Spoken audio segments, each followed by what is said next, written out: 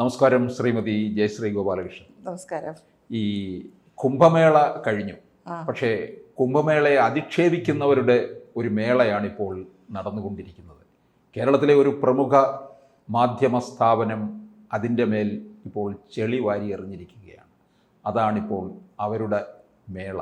കുംഭമേളയിൽ പോയ താങ്കൾക്ക് കുംഭമേള അനുഭവം വെച്ചുകൊണ്ട് അതിന് മറുപടി കൊടുക്കാനുണ്ടാവും അല്ലേ? തീർച്ചയായിട്ടും ഉണ്ടാവും. കാരണം സാറിന് ഞാൻ പറയാതെ തന്നെ അറിയാലോ, എല്ലാം അന്ന് ഞാൻ നേരത്തെ ഉള്ള ഇൻ്റർവ്യൂവിൽ ഞാൻ പറഞ്ഞിരുന്നത് എല്ലാവരും അവരവരുടെ വിശ്വാസങ്ങളല്ലേ. അതിൽ എനിക്ക് ഒരു കാര്യം എനിക്ക് മനസ്സിലാകാത്തത്, ഈ ഭക്തിയും ഇലിറ്ററസിയും തമ്മിൽ എന്താണ് ഒരു ബന്ധം. അത് ഭക്തി ഉള്ളവർക്ക് അല്ലെങ്കിൽ ഭക്തി മൂത്തതായിക്കോട്ടെ, അവർ ലിറ്ററേറ്റ് ആയിക്കൂടാന്നുണ്ടോ, അല്ലെങ്കിൽ അവർ ലിറ്ററേറ്റ് ആവണം എന്നുണ്ടോ?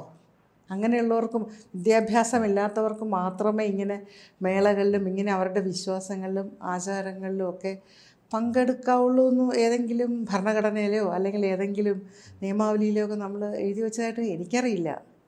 അപ്പോൾ ആ ഒരു കാര്യത്തിനോട് എനിക്ക് പൂർണ്ണ വിയോജിപ്പാണ്. ബാക്കി എന്തും അവരവരുടെ അവിശ്വാസമൊക്കെ അനുസരിച്ച് നമുക്ക് അഭിപ്രായങ്ങൾ പറയാം. പ്രത്യേകിച്ച് മാധ്യമ സ്വാതന്ത്ര്യം ഉള്ള കാലഘട്ടമാണല്ലോ. പക്ഷേ ആ വിദ്യാഭ്യാസത്തെയും ഈ ഭക്തിയെയും തമ്മിൽ എന്തിനാണ് കൂട്ടിക്കുഴച്ചതെന്നാണ് എനിക്കത് എത്ര ആലോചിച്ചിട്ട് എനിക്കത് മനസ്സിലാവുന്നില്ല. കാരണം നമ്മളെല്ലാം സാമാന്യ വിദ്യാഭ്യാസം ഉള്ളവരാണ്, നമ്മളെല്ലാം ഭക്തി ഉള്ളവരാണ്. അല്ല സാറെന്ത് പറയുന്നത്? അല്ല, ഈ അവര് പറയുന്നത് തന്നെ സാക്ഷരതയുള്ള അല്ലെ, സാക്ഷരതയുടെ പേരിൽ കൊട്ടിഘോഷിക്കുന്ന ഒരു സംസ്ഥാനം, ഇടതുപക്ഷ രാഷ്ട്രീയം ഉള്ള ഒരു സംസ്ഥാനം. അവിടെ നിന്നാണോ ഇത്തരത്തിലുള്ള ഒരിടങ്ങളിലേക്കുള്ള പോക്ക് എന്നാണ് ചോദിക്കുന്നത്.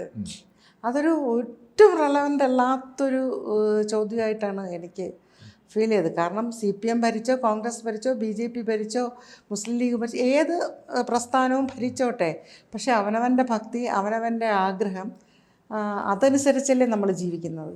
അതുമാത്രമല്ല, ഞാനിപ്പോൾ കുംഭമേളയിൽ പോയിട്ട് വന്നത് എൻ്റെ ഒരു അനുഭവമാണ് സാർ. എന്ത് കാര്യങ്ങളും നമ്മൾ അനുഭവത്തിൻ്റെ വെളിച്ചത്തിലാണ് നമ്മൾ എല്ലാം കാൽക്കുലേറ്റ് ചെയ്യുന്നതും നമ്മൾ മറ്റുള്ളവരോട് പറയുന്നതും എല്ലാം. സാറിപ്പോൾ പോയില്ല, പക്ഷെ ഞാൻ പറഞ്ഞു തരുന്ന കാര്യങ്ങളാണ് സാറ് കേൾക്കുന്നത് അല്ലേ?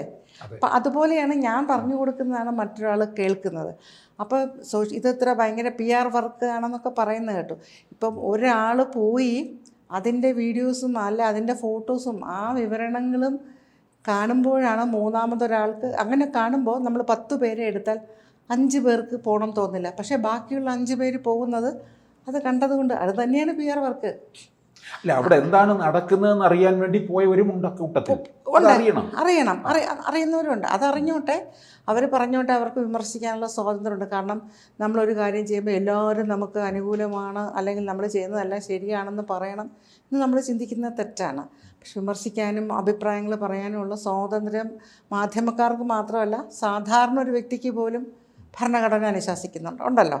നമുക്ക് ആരെയും ഹേർട്ട് ചെയ്യാത്തുള്ള രീതിയിൽ അഭിപ്രായമായിരിക്കണം. അത് ഒരു രാഷ്ട്രീയ പാർട്ടി ആയിക്കോട്ടെ, മതമായിക്കോട്ടെ, ഏതെങ്കിലും സമുദായമായിക്കോട്ടെ, നമ്മൾ മറ്റുള്ളവരുടെ മൗലിക അവകാശങ്ങളിൽ കൈകടത്താത്ത രീതിയിലുള്ള അഭിപ്രായ പ്രകടനം ആർക്കും നടത്താം.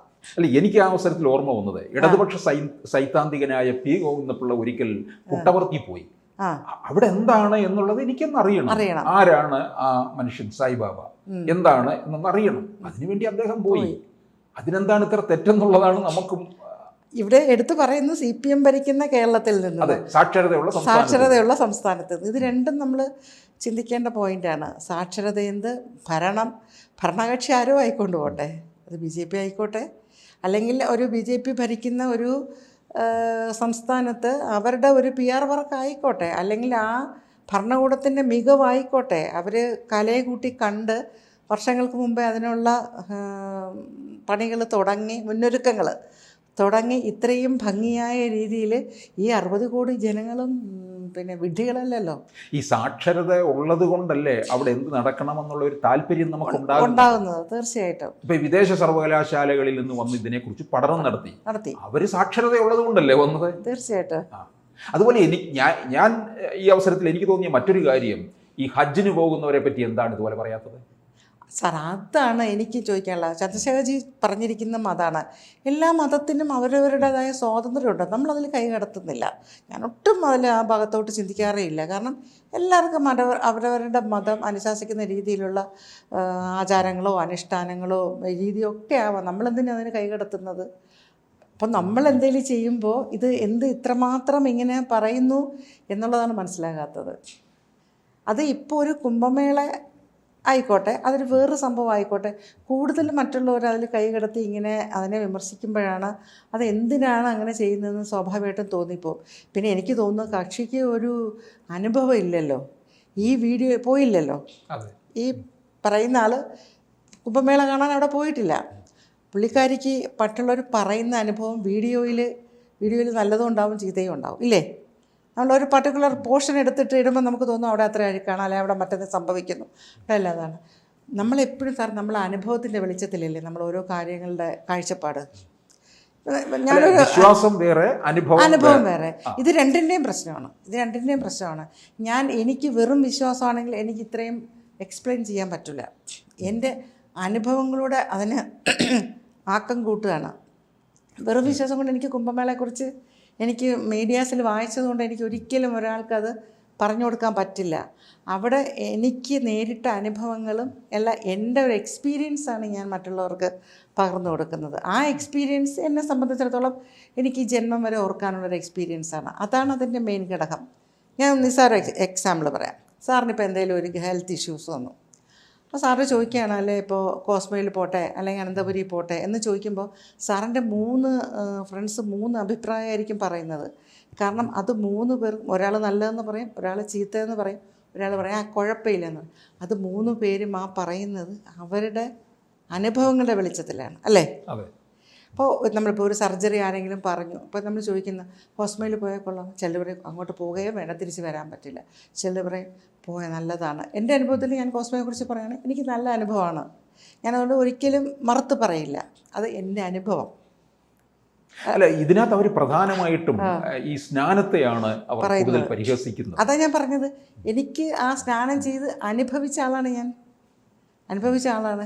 സത്യം പറഞ്ഞാൽ നല്ലൊരു പോസ്റ്റ് വായിച്ചു, ഈ പോയവർക്കാർക്കും ചൊറിയില്ല, ഈ അല്ലാത്തവർ ഇപ്പോഴും മാന്തുന്നു എന്നുള്ളതാണ്. അപ്പോൾ ഇവരൊക്കെ എനിക്ക് തോന്നുന്നു ശബരിമലയ്ക്ക് പോകുന്ന ഭക്തരെ പമ്പയിൽ സ്നാനം ചെയ്യുമ്പോൾ അവരെയും പരിഹസിക്കുന്നുണ്ടാകും. തീർച്ചയായിട്ടും ഉണ്ടാകും. അത് മാത്രമല്ല, ഇപ്പോൾ ഈ ശിവരാത്രി ദിവസം ആലുവ മണൽപ്പുറത്ത് എന്തുമാത്രം സ്നാനമോ അല്ലെ ബലിതർപ്പണമോ ഒക്കെ നടന്നു കഴിഞ്ഞു. അപ്പോൾ അതും വിമർശിക്കുന്നുണ്ടാവും തീർച്ചയായിട്ടും. അപ്പോൾ ഇതിൽ ജാതി മതം ഒന്നുമല്ല പ്രശ്നം. വിമർശനം അല്ലെങ്കിൽ എന്തെങ്കിലും പറയണം, അല്ലെങ്കിൽ ഒരു വ്യക്തിപരമായ ഒരു അഭിപ്രായം, ഏതെങ്കിലും രാഷ്ട്രീയ പാർട്ടിയുടെ മേലുള്ള അഭിപ്രായം അവർക്ക് ഡയറക്റ്റായിട്ടോ ഇൻഡയറക്റ്റായിട്ടോ ഒന്ന് പറഞ്ഞു തീർക്കണം.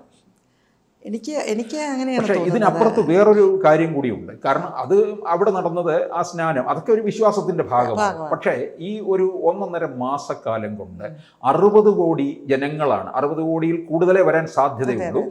ആ 60 കോടി ജനങ്ങൾ ഒത്തുകൂടിയിടത്ത് ഒരു ക്രൗഡ് മാനേജ്മെന്റ് എങ്ങനെ നടത്തണം എന്നും, അതുപോലെ തന്നെ പാരിസ്ഥിതികമായിട്ടുള്ള കാര്യങ്ങൾ, വേസ്റ്റ് മാനേജ്മെന്റ്, ഇതൊക്കെ എങ്ങനെ കൈകാര്യം ചെയ്തു എന്നും അവിടെ നിന്ന് പഠിക്കേണ്ട ഒരു പാഠമാണ്. അതെ, തീർച്ചയായിട്ടും പഠിക്കണം. അതാണല്ലോ ഇത്രയും സർവകലാശാല, ഞാൻ പറഞ്ഞില്ല 20-23 സർവകലാശാലയുടെ ആൾക്കാർ അവിടെ വന്ന് പഠിച്ചല്ലോ. ഇത് ഇവർ ഇന്നും ഇന്നലെയും തുടങ്ങിയ കാര്യങ്ങളല്ലല്ലോ ഇതിൻ്റെ ഒരുക്കങ്ങൾ. അതാണ് ഞാൻ പറഞ്ഞ ഒരു ദീർഘവീക്ഷണത്തോടു കൂടിയിട്ടാണ് UP ഗവൺമെൻറ് അത് ചെയ്തത്. അത് ടൂറിസം ആയിക്കോട്ടെ. എന്താ ഇവിടെ ഭക്തിയുടെ പേരിൽ ടൂറിസം നടക്കുന്നില്ലേ? എന്താണ്? എല്ലാ പ്രധാനപ്പെട്ട അമ്പലങ്ങളിലും ഭക്തിയുടെ അല്ലെ ഡിവോഷണൽ ടൂറിസം ഉണ്ടല്ലോ. തീർച്ചയായിട്ടും ഉണ്ടല്ലോ. അവിടെ പ്രയാഗ്രാജിലും അങ്ങനെ ആയാൽ തന്നെയും അതിനെന്താണ് കുഴപ്പം? ആയിക്കോട്ടെ, അത് പറയുന്നു, അത് വെറും ഒരു ഇതാണ്, പിന്നെ PR വർക്കാണ്, പ്രൊപ്പഗാൻഡയാണ്, മോദിജിക്ക് പ്രത്യേകം ചെയ്യുന്ന PR വർക്കാണ്, അല്ലെങ്കിൽ പിന്നെ UP ഗവൺമെൻറ് ആയിക്കോട്ടെ, നമുക്കും ചെയ്യാമല്ലോ. അല്ല, വിമർശിക്കുന്നവർ ഇതൊന്നും തന്നെ പറയുന്നില്ല. അതെ, അതുപോലെ തന്നെ ഇതിനകത്തുണ്ടായിരിക്കുന്ന ഒരു സാമ്പത്തിക നേട്ടം വളരെ വലുതാണ്. അത് പിന്നെ നമ്മുടെ ഇവിടുത്തെ സാമ്പത്തിക വിദഗ്ധർ പോലും വിശകലനം ചെയ്തിട്ടുള്ള കാര്യമാണ്. അതൊക്കെ അവർ കണ്ടില്ല എന്ന് നടിക്കുകയാണ്. അതല്ല സാർ, ഇപ്പോൾ അവർ തന്നെ ഇത് കഴിഞ്ഞ ഉടനെ അവർക്ക് ബോണസ് എന്തുകൊണ്ട് ഡിക്ലെയർ ചെയ്ത്? അപ്പം അത്രയും അവർക്കൊരു ഇൻകം ഉണ്ടായതുകൊണ്ടല്ലേ ഓരോ ഫാമിലിക്കും ഇത്ര രൂപ വെച്ച് അവർ ബോണസ് കൊടുക്കുന്നു എന്ന് പറയും. നമ്മളെല്ലാവരും വായിച്ചതാണല്ലോ. അത് ഇൻകം ഉണ്ടായതുകൊണ്ടല്ലേ ആ കുടുംബങ്ങൾക്കും അതിൻ്റെ ഒരു പ്രയോജനം കിട്ടുന്നത്. ഒന്നുമില്ലാത്ത വല്ല ഒരു മിക്കവാറും ഈ ക്ലീനിങ്ങിൽ വരുന്ന തൊഴിലാളികളുടെ സാമ്പത്തിക സ്ഥിതി നമുക്ക് ഊഹിക്കാന്നുള്ളതേ ഉള്ളൂ. അപ്പോൾ അവർക്ക് 10,000 രൂപയൊക്കെ ഒരുമിച്ച് കിട്ടുമ്പോൾ അവർക്കതൊരു ഭയങ്കര ഒരു കാര്യമല്ലേ സാർ? ഈ കുംഭമേളയെ ഇത്ര അസഹിഷ്ണുതയോടുകൂടി കണ്ടവർ ഒരുപക്ഷെ നമ്മുടെ കേരളത്തിലുള്ള ആറ്റുകാൽ പൊങ്കാലയും ഇത്തരത്തിലുള്ള അസഹിഷ്ണുതയോടെ ആയിരിക്കും കാണുന്നത് അല്ലേ? അതെ, നമ്മളിപ്പോൾ ഗിന്നസ് ബുക്കിലുമൊക്കെ റെക്കോർഡായിട്ടുള്ള കാര്യമാണ് ആറ്റുകാൽ പൊങ്കാല. 40 ലക്ഷത്തോളം പേര് പിന്നെ വരുന്ന കൂടുന്ന സ്ഥലമാണ്. തീർച്ചയായിട്ടും പല ഭാഗത്തും പ്രത്യേകിച്ച് സ്ത്രീകൾ മാത്രം. അതൊരു ചെറിയ കാര്യമല്ല. ഇത്രയും സ്ത്രീകൾ വ്രതം അനുഷ്ഠിച്ചും ഏതെല്ലാം. കാരണം ഇപ്പോൾ തന്നെ ഞാൻ 2 ആഴ്ച ഇവിടെ ഇല്ലായിരുന്നു, ഞാൻ അബുദാബിയിലായിരുന്നു. അപ്പോൾ അവിടെ തന്നെ 3 മാസം മുതലേ ടിക്കറ്റ് എടുത്ത് പൊങ്കാല ഇടാൻ കാത്തിരിക്കുന്നവരുണ്ട്. അവരുടെ കോട്ടയം, ചങ്ങനാശ്ശേരി, കാസർഗോഡ്, കണ്ണൂർ, പിന്നെ ഇങ്ങനെ എല്ലാ ഭാഗത്തു നിന്നുള്ള ആൾക്കാരും തിരുവനന്തപുരത്ത് അവർക്കുള്ള ബന്ധങ്ങൾ വെച്ചിട്ട് അവരവരുടെ വീടുകളിൽ വന്ന് പൊങ്കാല ഇടുകയാണ്. എന്താണ് സാർ അതിൻ്റെ അടിസ്ഥാനം? വിശ്വാസം, ഭക്തി അല്ലേ? അതിൽ ഒരാൾ പറഞ്ഞു എന്നോട്, ഞാൻ ഇതുവരെ കണ്ടിട്ടില്ല, എനിക്കൊന്ന് കാണണം. ഒരാൾ എന്നോട് പറഞ്ഞതാണ്. നേരത്തെ സാറ് പറഞ്ഞതുപോലെ ഒരു ആകാംക്ഷ അറിയാനുള്ള പൊങ്കാല എന്ന് പറഞ്ഞാൽ എന്താണ്, അവിടെ ഇത്രയും ലക്ഷം സ്ത്രീകൾ പങ്കെടുക്കുന്നു, അതെങ്ങനെ ഇരിക്കും എന്നവർക്ക് അറിയാനുള്ള ആകാംക്ഷ. ചിലപ്പോൾ അവർ ഈ ഒരു പ്രാവശ്യം ഇട്ടിട്ട് ചിലപ്പോൾ അടുത്ത പ്രാവശ്യം വരില്ലായിരിക്കാം. ഡിപ്പെൻസ്. പക്ഷെ പഠിക്കാനുള്ള താല്പര്യം. അപ്പൊ ഈ ആറ്റുകാൽ പൊങ്കാല കഴിയുമ്പോൾ അതിനുമേൽ പൊങ്കാല ഇടാനും ഈ അസഹിഷ്ണുതയുള്ളവർ തയ്യാറെടുത്തിരിക്കുകയായിരിക്കും. തീർച്ചയായിട്ടും ഉറപ്പായിട്ടും നമുക്ക് ഇട്ടിട്ടുണ്ടല്ലോ.